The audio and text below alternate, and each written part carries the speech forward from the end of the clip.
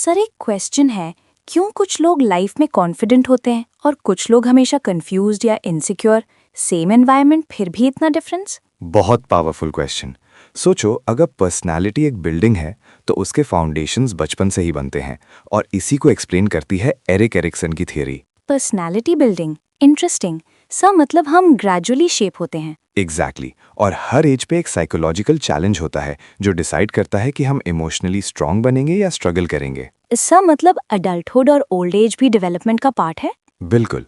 Ericsson ने 8 stages propose की, जहां हर स्टेज में एक साइकोलॉजिकल कॉन्फ्लिक्ट होता है।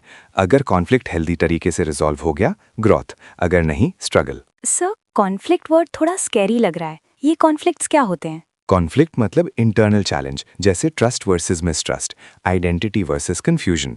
यही हमारी पर्सनालिटी शेप करते हैं। एरिक्सन के थियरी का कोर आइडिया सिंपल है। हर स्टेज पे एक साइकोलॉजिकल सवाल होता है। अगर इंसान पॉजिटिव एक्सपीरियंस करता है तो हेल्दी ट्रेट डेवलप होता है। Example please sir. First stage, infancy. Question, क्या दुनिया सेफ है?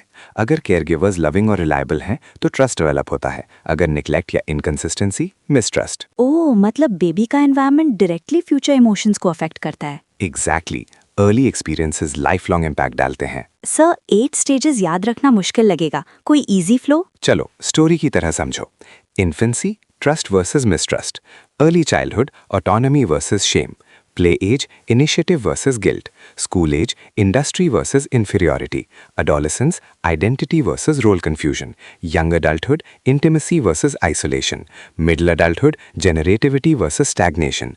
Old age, integrity versus despair. Sir ये तो लाइफ जर्नी जैसा लग रहा है। Exactly, psychological life story. Sir identity versus role confusion वाला स्टेज रिलेटेबल लग रहा है। ये एडोलेसेंट स्टेज है। क्वेश्चन, मैं कौन हूँ? करियर चॉइस, वैल्यूज, बिलीव्स, सब यहाँ एक्सप्लोर होता है। इसीलिए टीनेजर्स कंफ्यूज्ड या रिबेलियस लगते हैं? एग्जैक्टली। अगर आइडेंटिटी क्लियर हो गई, कॉन्फिडेंस, अगर नहीं, रोल कंफ्यूजन। सर अब मुझे अपना स्कूल टाइम याद आ गया। सर अगर किसी स्टेज का कॉन्फ्लिक्ट रिजॉल्व नहीं हुआ तो क्या डैमेज परमानेंट है? Great doubt. एरिक्सन के अकॉर्डिंग डेवलपमेंट फ्लेक्सिबल है। लेटर लाइफ एक्सपीरियंसेस भी हीलिंग और ग्रोथ ला सकते हैं। मतलब अडल्टहुड में भी पर्सनालिटी इंप्रूव हो सकती है? एब्सोल्युटली। ह्यूमन डेवलपमेंट एक डायनामिक प्रोसेस है, फिक्स डेस्टिनी नहीं। That's actually very hopeful. Quick recap.